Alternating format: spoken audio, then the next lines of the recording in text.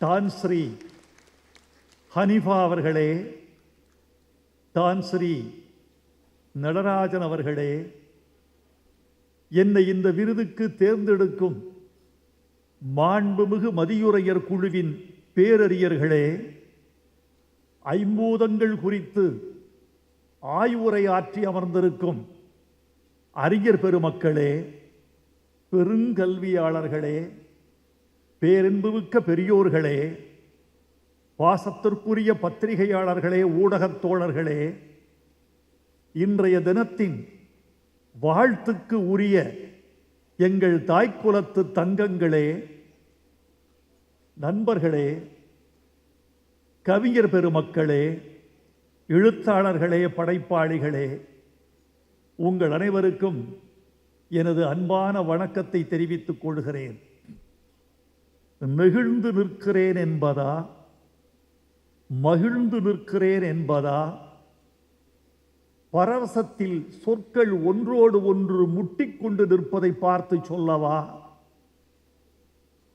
அல்லது என் இரத்தத்தின் இனிப்பு இன்னும் அதிகமாகிவிட்டது என்று சொல்லட்டுமா, அல்லது இந்த கணத்திற்கு, இந்த விருதுக்கு நீ தகுதி உள்ளவன்தானா என்ற கேள்வி எனக்குள் உள்ளாடுகிறதே, அந்த நெருடலை சொல்லட்டுமா? ஒன்றை மட்டும் சொல்லிக்கொள்ள வேண்டும் என்று ஆசைப்படுகிறேன். இந்த தருணம் என் வாழ்வின் முக்கியமான தருணம். இந்த நிமிடம் என் இலக்கிய வரலாற்றின் மிக முக்கியமான நிமிடம். இந்த மேடை, இந்த மக்கள், இந்த மன்றம், இந்த பேச்சாளர்கள் அத்தனை பேரும் என் வாழ்வின் நினைவின் கடைசி சொட்டு நினைவு உள்ளவரை மறக்க முடியாத நிமிடம். கலீல் ஜிப்ரான் என்ற ஒரு கவிஞன் இருந்தான். 18 வயதில் அவன் 16 வயது பேரழகியை சந்தித்தான். அவள் இந்த பூமிக்கு வந்த ஒரு நிலா, நட்சத்திரங்களால் சிருஷ்டிக்கப்பட்டவள், பூக்களின் புத்திரி. அவளை பார்த்து அழகே கேள்வி கேட்டு அண்ணாந்து பார்க்கும். அந்த பெண்ணை பார்த்துவிட்டு சொன்னான், அடியே பெண்ணே, 18 வசந்தங்கள், 18 கோடைகள் நான் ஓடி வந்தது இதோ உன்னை காணும் இந்த நிமிடத்திற்காகத்தானா? அதே கேள்வியை நான் இங்கு திருப்பி சொல்ல வேண்டியவனாக இருக்கிறேன். 70 ஆண்டு கோடைகள், 70 ஆண்டு வசந்தங்கள், 70 ஆண்டு வெகுமானங்கள், 70 ஆண்டு அவமானங்கள், 70 ஆண்டுகளின் தூக்கமில்லாத இரவு, எழுதி எழுதி தேய்ந்த விரல், பேசி பேசி தேய்ந்த குரல், இவைகளெல்லாம் இதோ மலேசிய திருநாட்டின் இந்த பெருந்தமிழ் விருது வருகிற இந்த நிமிடத்திற்காகத்தானா என்று என் மனது பொங்குகிறது. தத்தோஸ்ரீ சரவணன் அவர்களே, தூங்காத உங்கள் இரவுகளுக்கு என் வணக்கம். வலிகொண்ட உங்கள் உடம்புக்கு என் வாழ்த்து. நீங்கள் பெற்ற அவமானங்களுக்கெல்லாம் என் கவிதைகளின் வெகுமானங்கள். உங்களுடைய உழைப்பு, ஆர்வம், இந்த துடிப்பு, ஒரு தமிழ் கவிஞரை கொண்டாட வேண்டும் என்ற இந்த வேகம், அதோடு தமிழை கொண்டாட வேண்டும் என்ற தாகம், இவைகளுக்காக தமிழ் உலகம் உங்களுக்கு கடமைப்பட்டிருக்கிறது. தான் ஸ்ரீ விக்னேஸ்வரன் அவர்களே, இந்த விழாவுக்கு நீங்கள் தோன்றா துணையாக இருந்து, உங்கள் தம்பிக்கு துணை இருந்து, இந்த தம்பிக்கும் துணை இருந்து எங்களை பெருமைப்படுத்திய உங்கள் அன்புக்கு நாங்கள் கடமைப்பட்டிருக்கிறோம். எங்கள் தமிழ்நாட்டு இலக்கிய உலகம் உங்களை வாயார வாழ்த்தி கொண்டாடும். உங்கள் கவிதை பெருமக்களை எல்லாம் கொண்டாடும் என்று நான் நிச்சயம் நம்புகிறேன். இதோ இந்த 2 பேர் இருக்கிறார்களே, தான் ஸ்ரீ, தத்தோஸ்ரீ, இந்த 2 பேரும் சாதாரணமான ஆட்கள் அல்ல. நான் பழகிய வரைக்கும் இவர்களை யாரும் ஆழங்காண முடியாது. இவர்கள் இருவரும் ஆற்றலில் கடல் போல் ஆழமானவர்கள், செய்திகளை சேகரிப்பதில் கடல் போல் விசாலமானவர்கள், ஒரு விஷயத்தை முடிவெடுப்பதில் வானம் போல் உயர்ந்தவர்கள். இந்த 2 பேரும் சகோதரர்கள். இவர்களை யாரும் பிரிக்க முடியாது. ஏன் தெரியுமா தோழர்களே? விக்னேஸ்வரன் யார்? விநாயகர். சரவணன் யார்? முருகன். அண்ணன் தம்பிகள். இந்த அண்ணன் தம்பிகளை எப்படி பிரிக்க முடியும்? அந்த அண்ணன் தம்பிகளுக்கு ஒரு சண்டை வந்தது, ஞானப்பழம் யாருக்கு என்று. ஞானப்பழம் யாருக்கு என்று விக்னேஸ்வரனுக்கும் முருகனுக்கும் சண்டை வந்தது. இங்கு ஞானப்பழம் யாருக்கு என்று விக்னேஸ்வரனுக்கும் சரவணனுக்கும் சண்டை வரவே வராது. ஏனென்றால் இந்த ஞானப்பழத்துக்கு பெயர் மாயிக்கா. அது மக்களுக்கானது, தங்களுக்கானது அல்ல என்று இவர்கள் இரண்டு பேருக்கும் தெரியும். இந்த மாயிக்கா என்ற ஞானப்பழத்தை காப்பாற்றி அதன் சத்தை, அதன் ஞானத்தை, அதன் பெருமையை, அதன் ஊட்டத்தை மக்களுக்கே அர்ப்பணிக்க வேண்டும் என்றுதான் இந்த இரண்டு பெரும் சகோதரர்களும் பாடுபட்டு கொண்டிருக்கிறார்கள் என்று நான் நம்புகிறேன். இன்றைக்கு துன் சாமிவேலு அவர்களின் பிறந்த நாள். அது எதேச்சையாக வந்து அமைந்தது. அவர் எங்களை எல்லாம் வாழ்த்தி கொண்டிருக்கிறார், தோன்றா துணையாக நின்று கொண்டிருக்கிறார் என்று நினைத்துக் கொள்வதற்கு ஒரு வாய்ப்பாக அமைந்திருக்கிறது. சாமிவேலு என்ற பெருமனிதன் மறையவில்லை தோழர்களே. இரண்டு உருவங்களில் அவர் வாழ்ந்து கொண்டிருக்கிறார். விக்னேஸ்வரன் சாமி நம்பிக்கை உள்ளவர், கடவுள் பக்தியாளர், சமய நெறியாளர். அதனால் சாமிவேலுவின் முதல் எழுத்து, இரண்டு எழுத்து அவரிடம் இருக்கிறது. விக்னேஸ்வரன் சாமியாக இருக்கிறார், சரவணன் கையில் வேலு இருக்கிறது. இந்த சாமியும் இந்த வேலுவும் இணைந்து சாமி வேலுவாக இந்த ரெண்டு பேர் வடிவில் இருக்கிறார் என்று நான் பெருமைப்படுகிறேன். நீங்கள் பல்லாண்டு வாழ வேண்டும் என்று உங்களை நான் வாழ்த்துகிறேன். நண்பர்களே, ஒரு செய்தியை உங்களுக்கு சொல்ல வேண்டும் என்று ஆசைப்படுகிறேன். வைரமுத்து என்ற தனி மனிதனை கொண்டாடுவதற்காக இந்த விழா என்று யாராவது நினைத்தால் அது தவறு. நானும் அப்படி கருதி கொண்டால் அது தவறு. தமிழ் இலக்கிய உலகம் கருதி கொண்டாலும் அது தவறு. வைரமுத்து என்பவன் தமிழ் நெடுங்கணக்கில் வந்து போகிற ஒரு கவிஞன். வருவான், போவான். இப்படி இன்னும் பல கவிஞர்கள் வருவார்கள், போவார்கள். இந்த கவிஞர்கள் வந்து வந்து போவார்கள். தமிழ் மட்டும்தான் வரும், போகாது. தமிழ் மட்டும்தான் நிரந்தரமானது. இந்த நிரந்தரத்தின் மீது உட்கார்ந்து போகிற பறவைகள் தான் கவிஞர்கள். எனவே டத்தோஸ்ரீ சரவணன் இந்த விழாவை எடுத்தார் என்றால் வைரமுத்து என்ற தனி மனிதனுக்காக அல்ல, தமிழ் கவிதைக்காக, மலேசியாவில் இருக்கிற தமிழ் படைப்பாளிகளின் ஊக்கத்திற்காக, உலகம் முழுவதும் இருக்கிற தமிழ் உயர்ந்தோங்கி வாழ வேண்டும் என்ற எண்ணத்துக்காக, தமிழ் காய்ந்து விடக்கூடாது, வேரடியில் நீர் ஊற்றுவோம் என்ற உற்சாகத்துக்காக, இந்த பயிர் மீது மழை சிந்த வேண்டும் என்ற ஒரு அக்கறைக்காக என்று நான் நினைக்கிறேன். எனவே இந்த விருதை தமிழ் பெருமக்களும் தமிழ் கவிஞர்களும் கொண்டாட வேண்டும் என்று நான் அன்போடு கேட்டுக்கொள்கிறேன். இந்த மகா கவிதையை படைக்கிற பொழுது நான் விழித்த தூக்கமில்லாத இரவுகள்,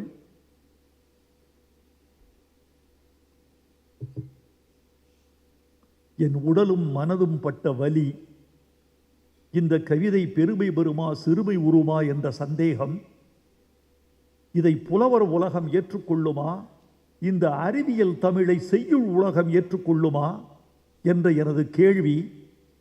கவிதை என்பது கவிதையாகத்தானே இருக்க வேண்டும், அறிவியலாக முடியுமா? அறிவியல் வேறு உலகம், கவிதை வேறு உலகம். இருவேறு உலகத்து இயற்கை திருவேறு தெள்ளியராதல் வேறு என்று சொல்வது மாதிரி கவிதை வேறு உலகம், அறிவியல் வேறு உலகம். இந்த இரண்டு உலகத்தையும் இணைக்கிறானே. இந்திய சிற்பக்கலையும் கிரேக்க சிற்பக்கலையும் இணைந்தால் காந்தார கலை என்றாகும். ஆனால் தமிழும் அறிவியலும் இணைந்தால் கவிதையாகுமா என்ற கேள்வியை விமர்சன உலகம் வீசுமே. ஏது பதில் சொல்வேன்? அந்த கேள்வி உண்மையாகிவிடில் இந்த படைப்பின் பயன் என்ன என்றெல்லாம் தவித்திருக்கிறேன், துடித்திருக்கிறேன். அந்த கேள்விக்கெல்லாம் பதில் வைரமுத்து, உன் உழைப்பு விரயமாகிவிடவில்லை, தமிழ் வேறு அறிவியல் வேறு இல்லை, தமிழே அறிவியல், அறிவியலே தமிழ், கவிதையே ரெண்டும் என்று இந்த மலேசிய திருநாடு என்னை உச்சி மோந்து வந்து பாராட்டி கொண்டாடி விட்டது. இந்த அறிவுலகம் போற்றிவிட்டது. இது போதும் என் மகா கவிதைக்கு, இது போதும் என் விரல்களின் தேய்மானத்தில் இருக்கிற ரத்தம் இனி ஊறிவிடும் என்று நான் உறுதியாக நம்புகிறேன். நன்றி நண்பர்களே. தமிழில் இல்லாததா? இந்த நூல் வைரமுத்து என்ன செய்திருக்கிறார் என்பதை நீங்கள் உணர்ந்து கொண்டீர்கள். இங்கு பேசிய சில பேராசிரியர் பெருமக்கள் மிக அழகாக உரைத்தார்கள். தத்தோஸ்ரீ டான்ஸ்ரீ அவரிடம் சொல்லிக் கொண்டிருந்தேன், உங்கள் நாடு உங்கள் பேராசிரியர்கள் பேச கேட்டு கேட்டு திகைத்து போய் மலைத்து போய் மகிழ்ந்து போய் அமர்ந்திருக்கிறேன். உங்கள் நாடு அறிவியலில் சிறந்த நாடு, அறிவில் சிறந்த நாடு, தமிழில் சிறந்த நாடு. இத்தனை பெரிய பேராசிரியர் பெருமக்கள் இந்த மேடையில் உரையாற்றுகிறீர்கள் என்று சொன்னால் இது அறிவிலும் வளமான நாடு, தமிழிலும் வளமான நாடு, நீங்கள் கொடுத்து வைத்தவர்கள் என்று சொன்னேன். இப்படி தமிழ் என்னும் கடலுக்குள் தரைவரைக்கும் போனவர்கள், அறிவியல் அறிந்தவர்கள், விண்ணையும் மண்ணையும் தமிழால் அளந்தவர்கள் இந்த மேடையில் நின்று பேசுகிற பொழுது எனக்கு பெருமை தாங்கவில்லை. இந்த தமிழ் இப்படியெல்லாம் பேசும் என்று யாரும் கருதி இருக்க மாட்டார்கள் தோழர்களே. ஏனென்றால் தமிழில் இல்லாத பொருள் ஒன்று இல்லை. ஆனால் இதில் இல்லாத பொருள் மகா கவிதையில் என்ன இருக்கிறது என்று மட்டும் உங்களுக்கு நான் சொல்லிவிட்டு போக ஆசைப்படுகிறேன். எப்படி மாறுபட்டது? இது எதிலிருந்து வேறுபடுகிறது? இந்த மகா கவிதைக்கு எதற்கு இப்படி உச்சி மோந்து உவந்து ஒரு பாராட்டு? என்ன சிங்கார கொண்டை இந்த மகா கவிதைக்கு மட்டும்? இதற்கு மட்டும் என் ரத்தன கிரீடம், இதற்கு மட்டும் ஏன் 1,00,000 வெள்ளி, இதற்கு மட்டும் ஏன் இவ்வளவு பெரிய ஆர்ப்பாட்டம் ஆரவாரம் என்று நீங்கள் கேட்டால், வைரமுத்துவுக்காக அல்ல, இதில் இருக்கும் தமிழுக்காக நீங்கள் அதை கொண்டாட வேண்டிய இடத்தில் நாம் இருப்பது நம்முடைய அறிவின் உயரத்தை காட்டுவதாக நான் நினைக்கிறேன். தமிழில் இல்லாததா? காதல் இல்லையா? வீரம் இல்லையா? தத்துவம் இல்லையா? அதில் சொல்லாத எதை இந்த தமிழ் சொல்லிவிடப் போகிறது? ஏன் இதற்கு மட்டும் இந்த ஒரு புதிய தனி கிரீடம் என்று கேட்டால் அதற்கு பதில் உண்டு. தமிழில் இல்லாத காதல் இல்லை. அதோ போகிறாளே, இவளால் தெருவில் 4-5 பேர் இறந்து போனார்கள். இவள் அழகை பார்த்து மூர்ச்சையானவன், மாரடைத்தவன், இறந்து போனவன் பல பேர். இவள் தண்ணீர் குடம் எடுத்து வீதி வழி நடந்தாள். இவள் நடந்த பொழுது அவளை பார்த்த இளைஞர்கள் மாரடைப்பு வந்து மூச்சடைத்து அழகின் ஆதிக்கம் அவளை அடித்து இறந்து விட்டார்கள். இது யார் செய்த தவறு? இது கேட்க தமிழ் கவிதை. இப்படி ஒரு தமிழ் கவிதை காதல் இருக்கு, படித்திருக்கிறீர்களா? தமிழ் அறிஞர்கள் அறிவார்கள்.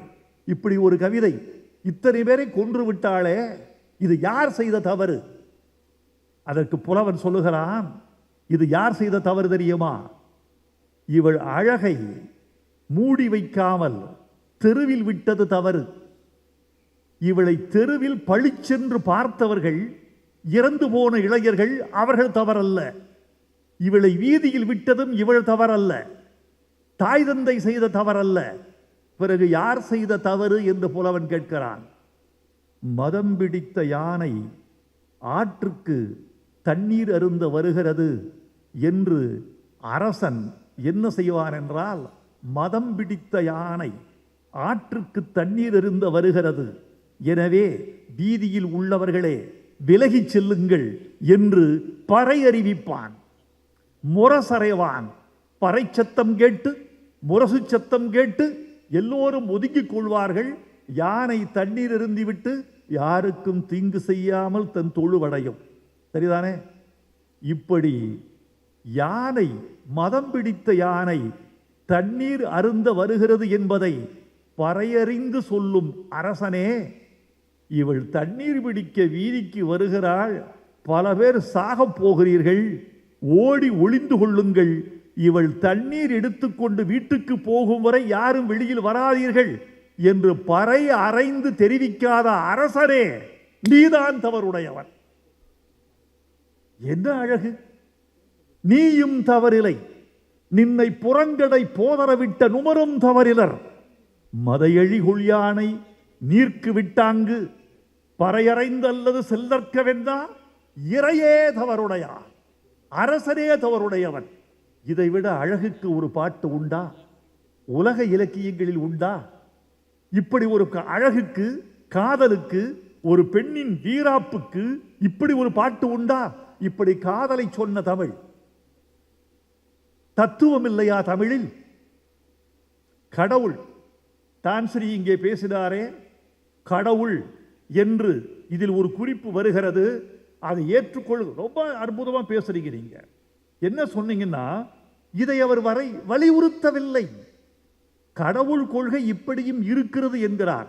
என்னை பொறுத்த அளவில் சொல்கிறேன் நண்பர்களே, உங்கள் கொள்கை, உங்கள் பக்தி, உங்கள் தனிப்பட்ட சுதந்திரம், தனிப்பட்ட ரசனை, இவற்றை யார் மீதும் திணிக்காத வரைக்கும் யாருக்கும் எந்த பிரச்சனையும் இல்லை.